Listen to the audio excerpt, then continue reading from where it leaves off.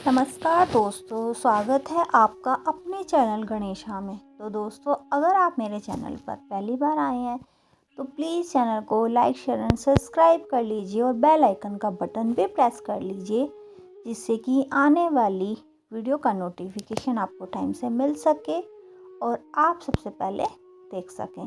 तो दोस्तों, आज हम बात करेंगे खरमास। जी हाँ, खरमास के बारे में आज हम देखते हैं कि खरमास क्या है और इसमें हमें क्या करना चाहिए, क्या नहीं करना चाहिए। खरमास क्यों लगता है, जाने क्या है खरमास की कथा। सनातन धर्म में खरमास को विशेष महत्व बताया गया है। यह एक ऐसा समय होता है जब सूर्य देव धनु या मीन राशि में रहते हैं, जिसमें मांगलिक कार्य पर रोक रहती है।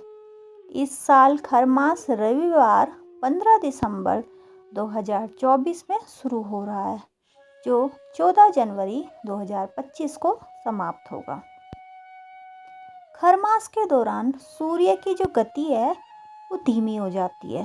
तो आइए देखते हैं, जानते हैं खरमास के पीछे की कथा और उसके कारण को हम जानते हैं। किन चीज़ों पर रहता है प्रतिबंध? खरमास के दौरान शादी, विवाह, गृह प्रवेश समेत अन्य प्रकार के सभी मांगलिक कार्यों पर प्रतिबंध रहता है। ऐसी मान्यता है कि खरमास में किए गए शुभ कार्य सफल नहीं होते हैं। इसलिए खरमास में लोग धार्मिक कार्यों, पूजा पाठ और दान इत्यादि पर अधिक जोर देते हैं। खरमास को मलमास भी कहा जाता है। तो दोस्तों, जानते हैं खरमास की पौराणिक कथा। पौराणिक कथा के अनुसार जब सूर्यदेव अपने 7 घोड़ों वाले आदित्य रथ पर ब्रह्मांड में प्रतिक्रिया कर रहे थे तो उनके घोड़े अत्यधिक थक गए। सूर्यदेव के सभी घोड़े प्यास से व्याकुल हो गए थे।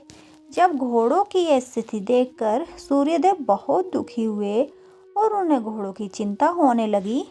रास्ते में उन्हें एक तालाब दिखा, जिसके पास 2 खर यानी गधे खड़े थे।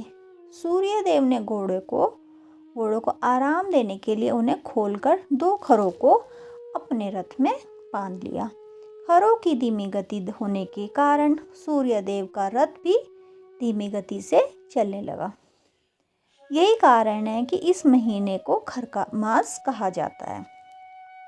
खरों के कारण इस अवधि में सूर्यदेव की जो तीव्रता होती है वो कम हो जाती है और पृथ्वी की उत्तरी गोलार्ध में सूर्य का प्रभाव भी कमज़ोर हो जाता है। चूँकि हिंदू धर्म में सूर्य को अति विशिष्ट माना जाता है, इसलिए सूर्य की कमज़ोर स्थिति को अशुभ माना गया है, जिसकी वजह से इस दौरान मांगलिक कार्यों पर रोक रहती है। खरमास में क्यों नहीं होते मांगलिक कार्य? खरमास शब्द में खर का अर्थ होता है गधा और मास का अर्थ होता है महीना। खरमास का शाब्दिक अर्थ है गधर्व का महीना। इसलिए शास्त्रों के अनुसार जब सूर्यदेव बृहस्पति ग्रह की राशियां धनु या मीन में प्रवेश करते हैं तो वे अपने गुरु की सेवा में लग जाते हैं। इस अवधि के दौरान सूर्यदेव की ऊर्जा कमज़ोर हो जाती है। सूर्य की कमजोरी के कारण बृहस्पति ग्रह का प्रभाव भी कम हो जाता है। शुभ कार्यों के लिए सूर्य और बृहस्पति दोनों ग्रहों का मजबूत रहना आवश्यक होता है।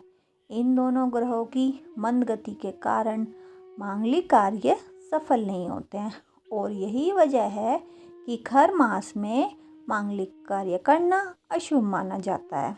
क्या है खरमास के यम नियम?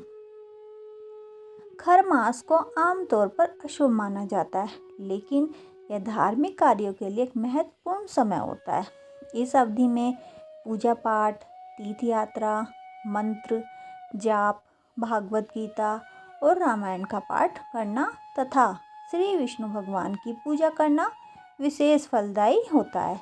इस दौरान दान, पुण्य और भगवान का ध्यान करने से जीवन के कष्ट और संकट दूर होते हैं। इस मास में भगवान शिव की आराधना और सूर्य देव को अर्घ देने में भी विशेष लाभ है।